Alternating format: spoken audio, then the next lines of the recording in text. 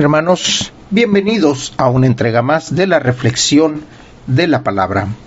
Hoy domingo 4 de junio del año 2023, domingo donde la Iglesia recuerda, celebra esta fiesta grandiosa, la Santísima Trinidad. El color litúrgico es blanco por la festividad y las lecturas corresponden al ciclo A. El contenido de esta lectura, el contenido de esta fiesta, el significado de esta fiesta cristiana, es una base fundamentalmente importante. Hay que recordar que los cristianos celebramos eventos, no fechas, pero para poder celebrar un evento necesitamos ponerle una fecha, ya sea una fecha móvil o una fecha fija. En este caso nos corresponde una fecha móvil donde la Iglesia dice, después del domingo de Pentecostés, celebraremos la fiesta de la Santísima Trinidad. Y vamos a ver las lecturas que nos propone la liturgia, la Iglesia el día de hoy en este ciclo A. La primera lectura la tomamos del libro de El Éxodo, capítulo 34, versículos del 4 al 6 y del 8 al 9. Moisés subió de madrugada al monte Sinaí, llevando en la mano 2 tablas de piedra, como le había mandado el Señor. El Señor descendió en una nube y se le hizo presente. Moisés pronunció entonces el nombre del Señor, y el Señor, pasando delante de él, proclamó: Yo soy el Señor Dios, compasivo y clemente, paciente, misericordioso y fiel.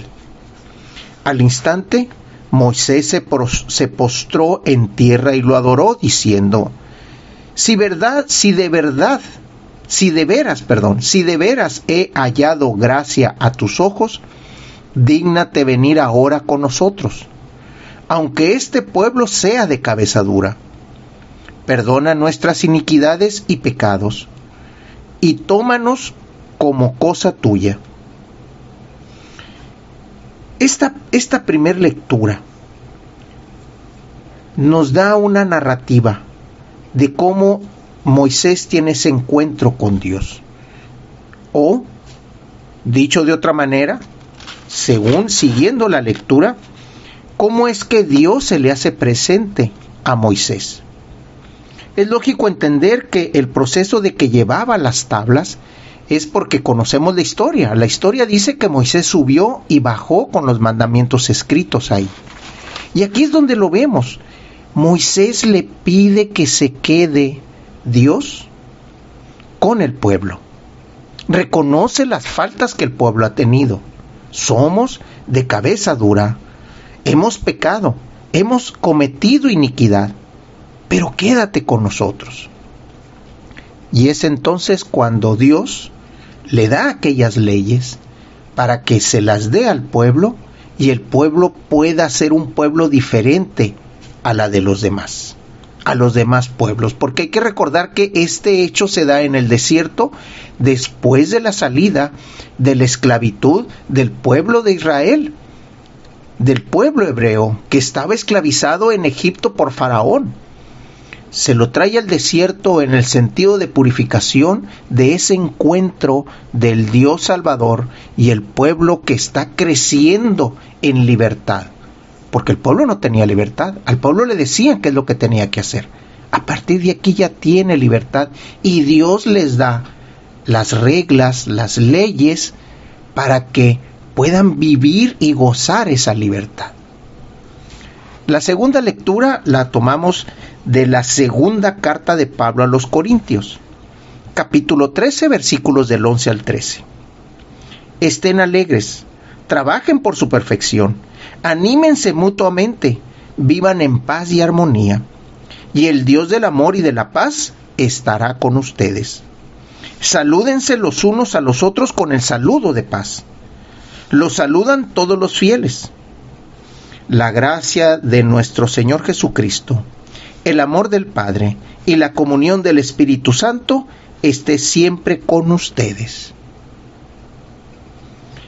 Este es el saludo que Pablo les recuerda al pueblo a partir del amor y del encuentro que ya tuvieron con Jesús. Si se fijan bien, aquí están los tres elementos ya presentes: el amor del Padre, la gracia de nuestro Señor Jesucristo, el Hijo, y la comunión del Espíritu Santo. Si desglosamos esta última frase, vemos que primero está Jesús, porque Jesús nos trajo la gracia de podernos encontrar o de reencontrar con el Padre, de volver la mirada a Dios otra vez. El amor del Padre, ¿dónde vemos reflejado el amor del Padre? En las palabras y en las acciones de Jesús.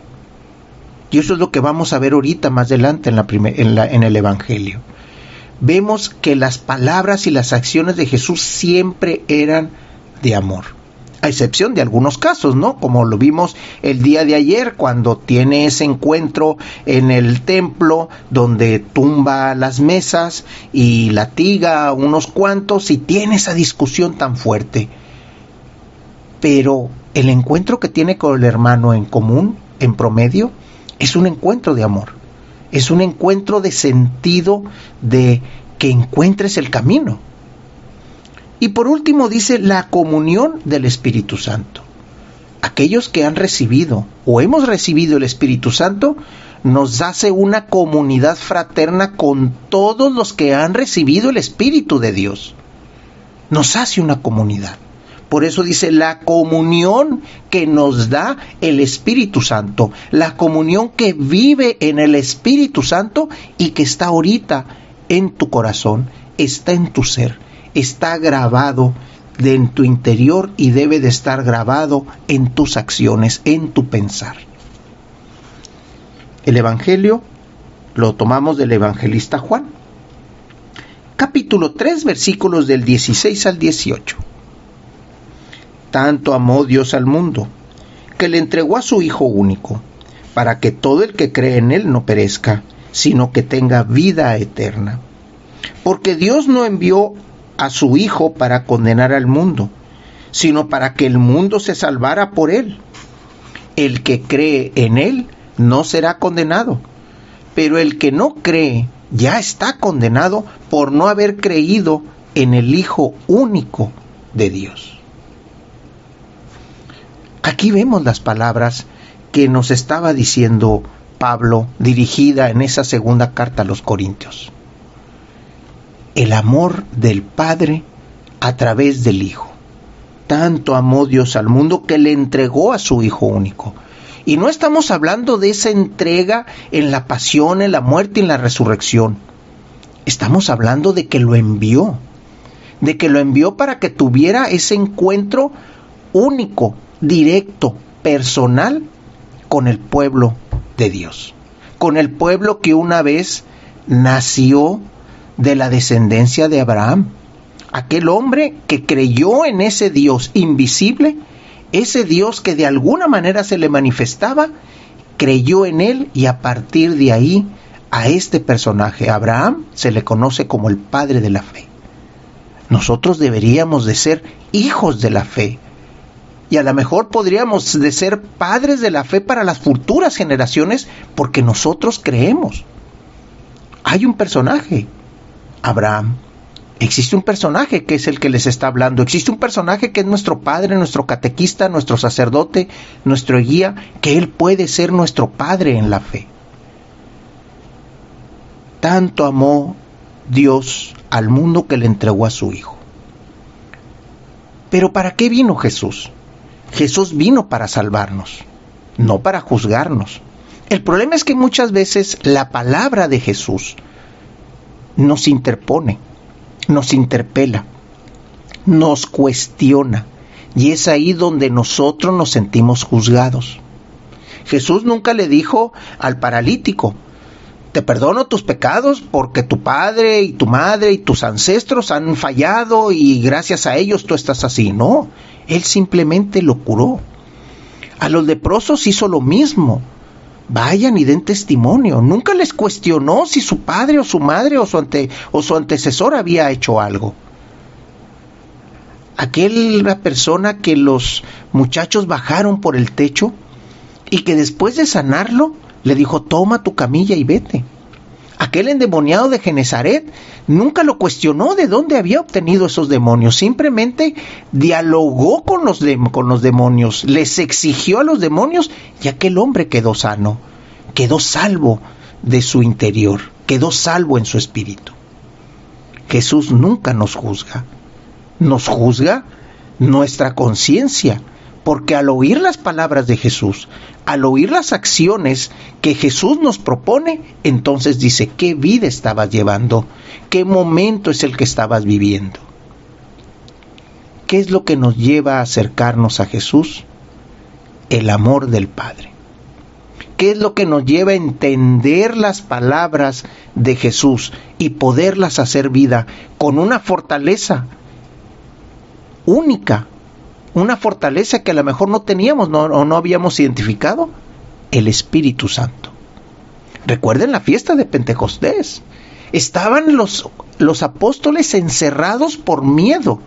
Estaban orando cuando de repente viene aquella manifestación de Dios y les da aquella fortaleza para salir y hablar y enfrentar al pueblo, enfrentar a las autoridades. Decir: ustedes crucificaron al gran profeta, aquel que hablaba con verdad, aquel que curaba, aquel que nos mostraba el amor del Padre como ningún otro nos los ha mostrado. Esa es la fortaleza del Espíritu Santo. Por eso retomamos las palabras que Pablo le está diciendo a los corintios. El amor del Padre, la comunión del Espíritu Santo, ¿sí? Y la gracia de nuestro Señor Jesucristo. Eso es a lo que se refiere estas palabras de: tanto amó Dios al mundo que le entregó a su Hijo único. Hermanos, Dios los bendiga.